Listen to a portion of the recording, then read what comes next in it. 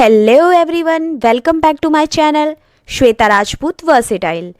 तो गाइज़, आज मैं आपको कृष्ण पक्ष की चतुर्थी की कथा सुनाने जा रही हूँ, तो ध्यानपूर्वक कथा सुनिएगा।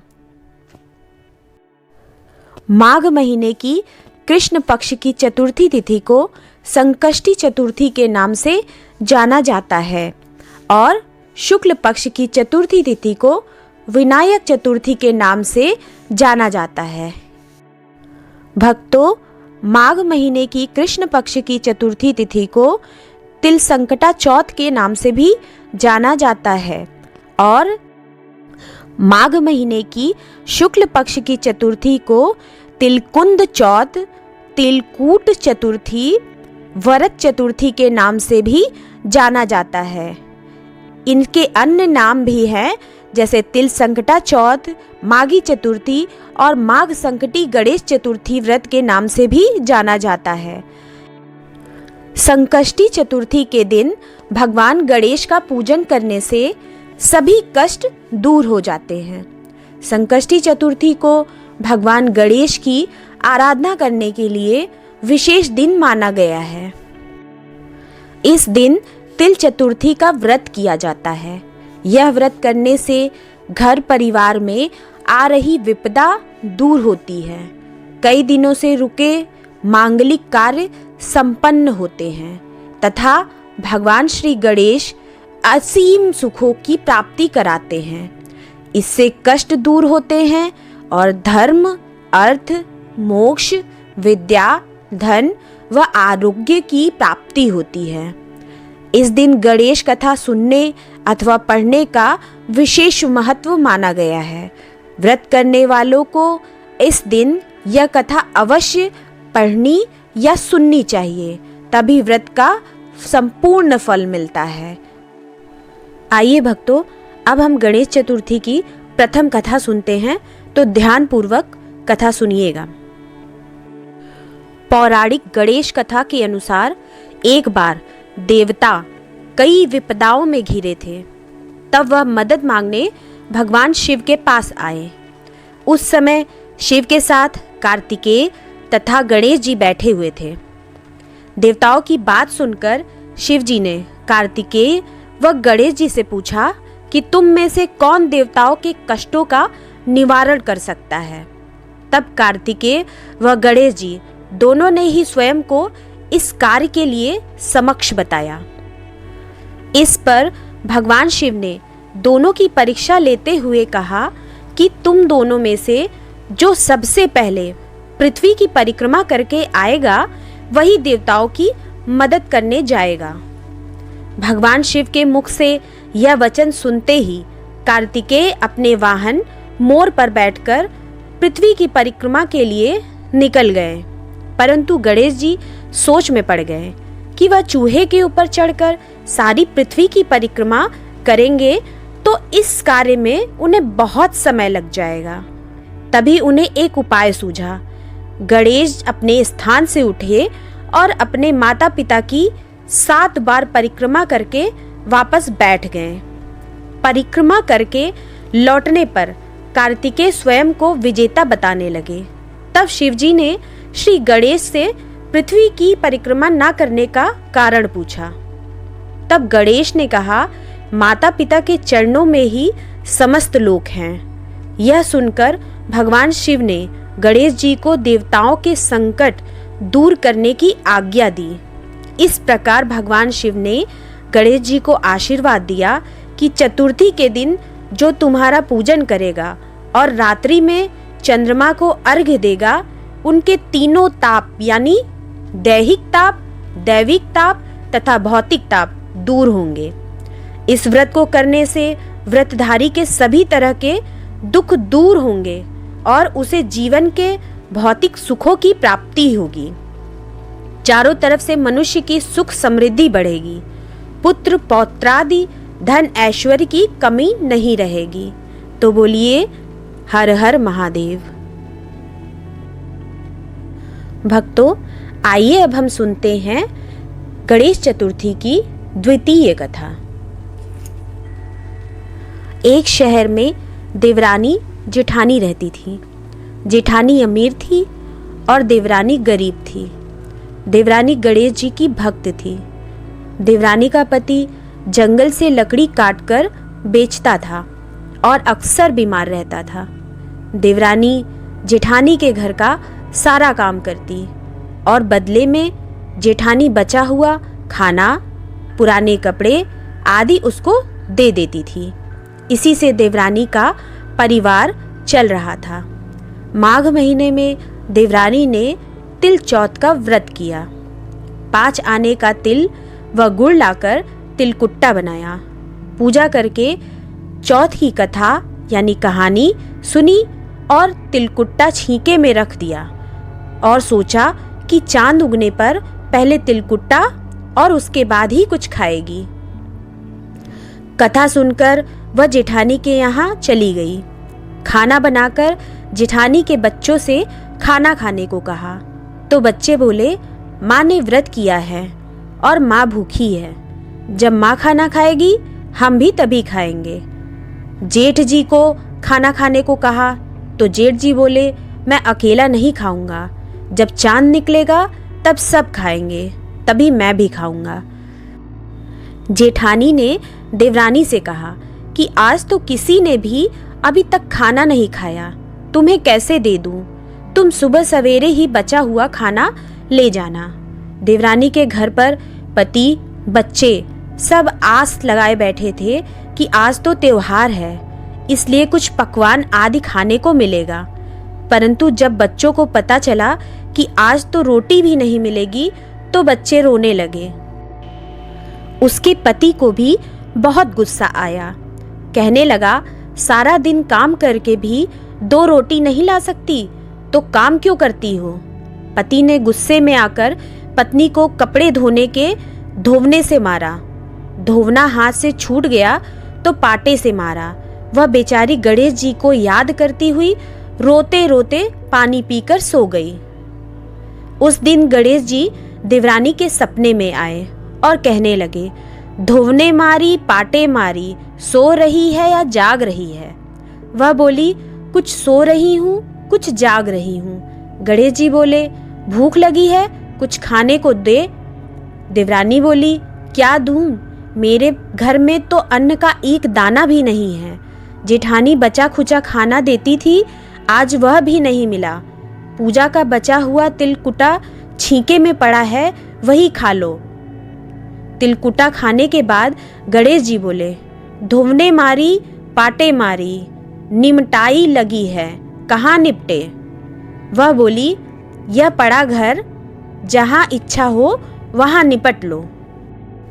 फिर गणेश जी बच्चों की तरह बोले, अब कहाँ पोछूं?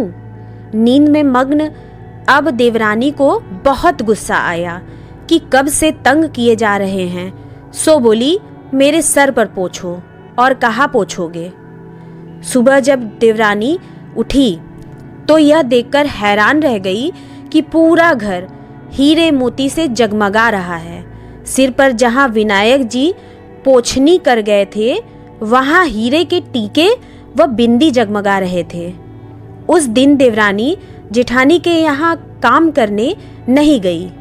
बड़ी देर तक राह देखने के बाद जेठानी ने बच्चों को देवरानी को बुलाने भेजा।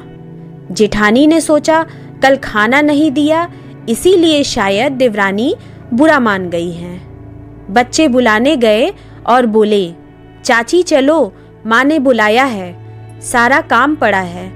देवरानी ने जवाब दिया, अब उसकी ज़रूरत नहीं है, घर में सब भरपूर है गणेश जी के आशीष से।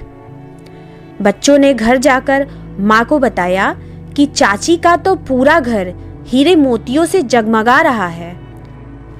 जेठानी दौड़ती हुई देवरानी के पास आई और पूछा कि यह सब हुआ कैसे। देवरानी ने उसके साथ जो हुआ वो सब कह डाला। घर लौटकर जेठानी ने अपने पति से कहा कि आप मुझे धोवने और पाटे से मारो। उसका पति बोला कि भली मानस, मैंने कभी तुम पर हाथ भी नहीं उठाया, मैं तुम्हें धोने और पाटे से कैसे मार सकता हूँ। वह नहीं मानी और जिद करने लगी। मजबूरन पति को उसे मारना पड़ा। उसने ढेर सारा घी डालकर चूरमा बनाया और छीके में रखकर सो गई। रात को चौथ विनायक जी सपने में आए, कहने लगे, भूख लगी है, क्या खाऊं? जेठानी ने कहा, हे गणेश जी महाराज, मेरी देवरानी के यहाँ तो आपने सूखा तिल कुट्टा खाया था। मैंने तो झरते घी का चूरमा बनाकर आपके लिए छींके में रखा है। फल और मेवे भी रखे हैं, जो चाहे खा लीजिए। बाल स्वरूप गणेश जी बोले, अब निपटे कहाँ? जेठानी बोली, उसके यहाँ तो टूटी फूटी झोपड़ी थी, मेरे यहाँ तो कंचन के महल हैं, जहाँ चाहो निपटो। फिर गणेश जी ने पूछा, अब पोछूं कहाँ? जेठानी बोली, मेरे ललाट पर बड़ी सी बिंदी लगाकर पोंछ लो। धन की भूखी जेठानी सुबह बहुत जल्दी उठ गई। सोचा घर हीरे जवाहरात से भर चुका होगा, पर देखा तो पूरे घर में गंदगी फैली हुई थी, तेज बदबू आ रही थी। उसके सिर पर भी बहुत सी गंदगी लगी हुई थी। उसने कहा, हे गणेश जी महाराज, यह आपने क्या किया? मुझसे रूठे और देवरानी पर टूटे। जेठानी ने घर की सफाई करने की बहुत कोशिश की, परंतु गंदगी और ज्यादा फैलती गई। जेठानी के पति को मालूम चला तो वह भी बहुत गुस्सा हुआ और बोला, तेरे पास इतना सब कुछ था, फिर भी तेरा मन नहीं भरा। परेशान होकर चौथ के गणेश जी से मदद की विनती करने लगी। गणेश जी ने कहा, देवरानी से जलन के कारण तूने जो किया था, यह उसी का फल है। अब तू अपने धन में से आधा उसे दे देगी, तभी यह सब साफ होगा। उसने आधा धन बांट दिया, किंतु मोहरों की एक हांडी चूल्हे के नीचे गाड़ रखी थी। उसने सोचा किसी को पता नहीं चलेगा, और उसने उस धन को नहीं बांटा। जेठानी ने कहा, हे श्री गणेश जी, अब तो अपना यह बिखराव समेटो। गणेश जी बोले, पहले चूल्हे के नीचे गाड़ी हुई मोहरों की हांडी सहित ताक में रखी 2 सुई के भी 2 हिस्से कर दो।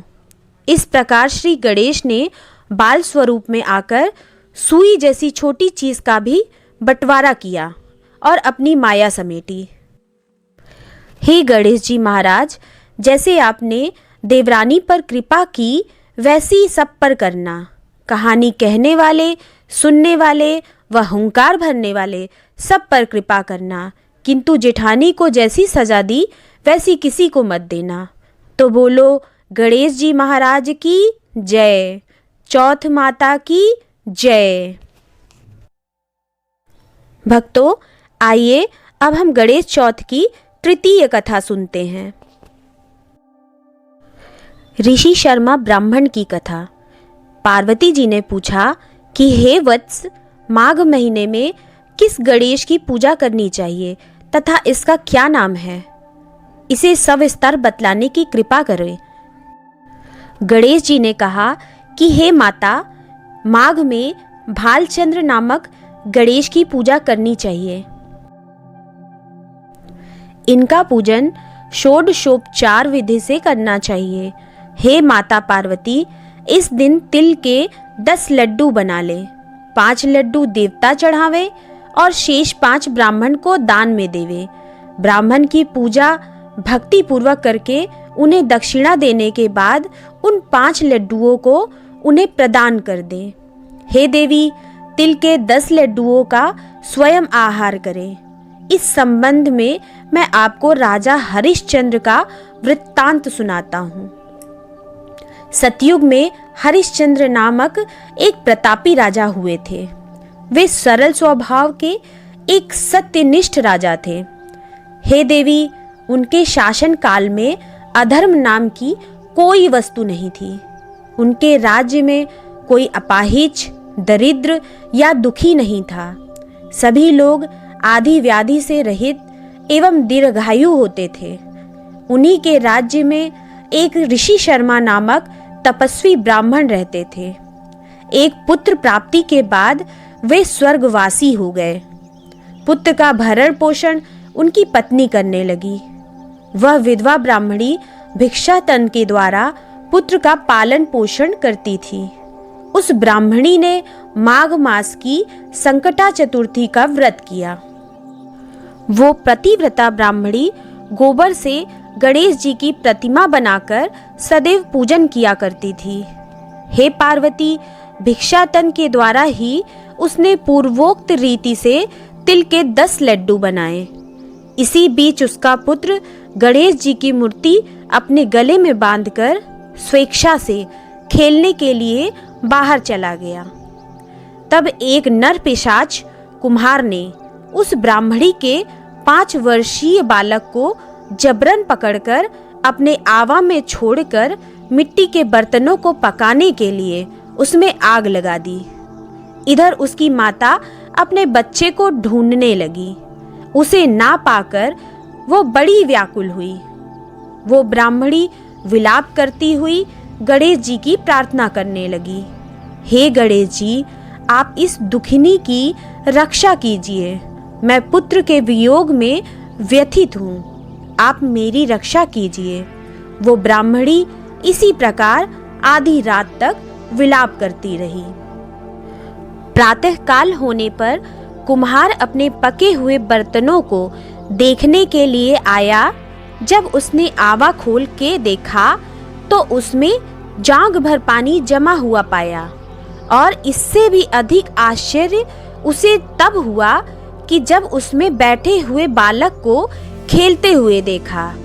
ऐसी अद्भुत घटना देखकर वह भयवश कांपने लगा और इस बात की सूचना उसने राजा के दरबार में दी।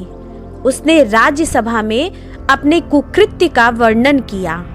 कुम्हार ने कहा, हे महाराज हरिश्चंद्र, मैं अपने दुष्कर्म के लिए वध योग्य हूँ। उसने आगे कहा, हे महाराज, कन्या के विवाह के लिए मैंने कई बार मिट्टी के बर्तन पकाने के लिए आवा लगाया, परंतु मेरे बर्तन कभी नहीं पके और सदैव कच्चे रह गए।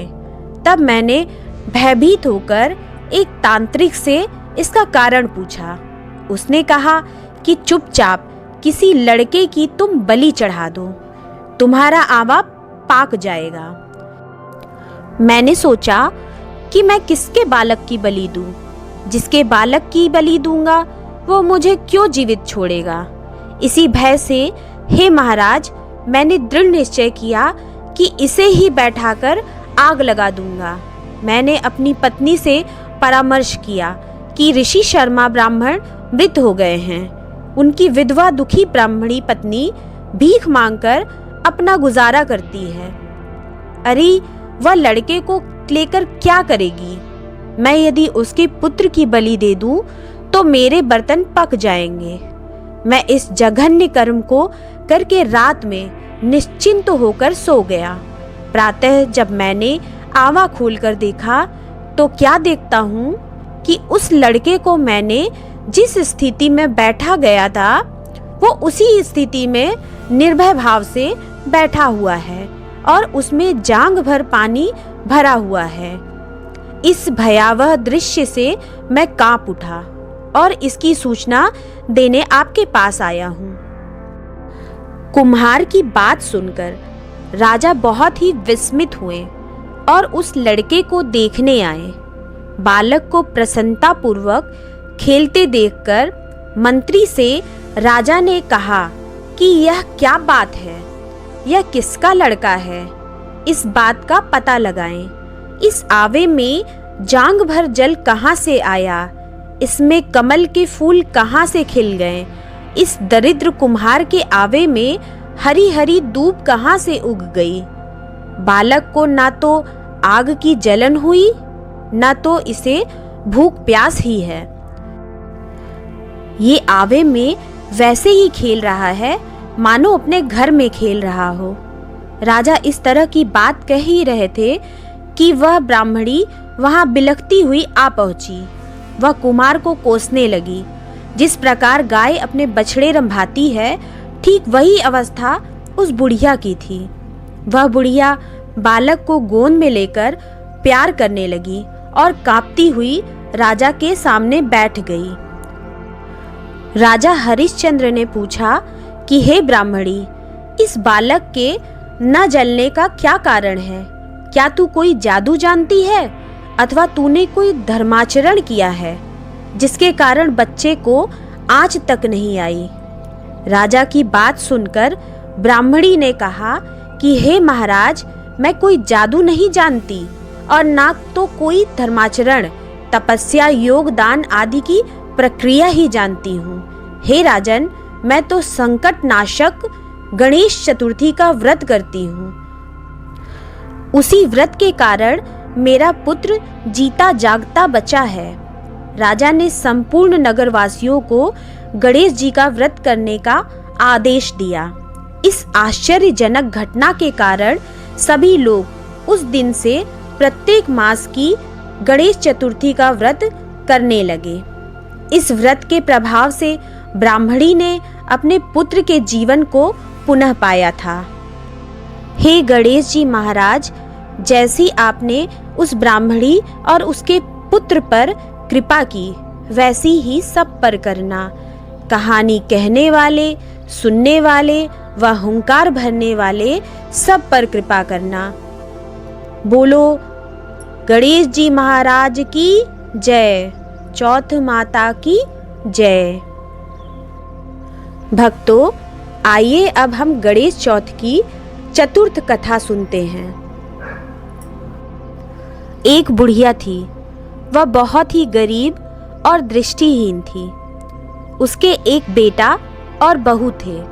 वह बुढ़िया सदैव गणेश जी की पूजा किया करती थी। एक दिन गणेश जी प्रकट होकर उस बुढ़िया से बोले, बुढ़िया माँ, तू जो चाहे सो मांग ले। बुढ़िया बोली, मुझे मांगना नहीं आता, कैसे और क्या मांगूं? तब गणेश जी बोले, अपने बहू बेटे से पूछ कर मांग लो। तब बुढ़िया ने अपने बेटे से कहा, गणेश जी कहते हैं तू कुछ मांग ले, बता मैं क्या मांगूं? पुत्र ने कहा, माँ तू धन मांग ले। बहू से पूछा तो बहू ने कहा, नाती मांग ले। तब बुढ़िया ने सोचा कि ये तो अपने अपने मतलब की बात कर रहे हैं। अतः उस बुढ़िया ने पड़ोसियों से पूछा तो उन्होंने कहा, बुढ़िया तू तो थोड़े दिन जिएगी, क्यों तू धन मांगे और क्यों नाती मांगे? तू तो अपनी आंखों की रोशनी मांग ले, जिससे तेरी जिंदगी आराम से कट जाएगी। इस पर बुढ़िया बोली, यदि आप प्रसन्न हैं तो मुझे 9 करोड़ की माया दे, निरोगी काया दे, अमर सुहाग दे, आंखों की रोशनी दे, नाती दे, पोता दे और सब परिवार को सुख दे और अंत में मोक्ष दे। यह सुनकर गणेश जी बोले, बुढ़िया माँ, तुमने तो हमें ठग लिया।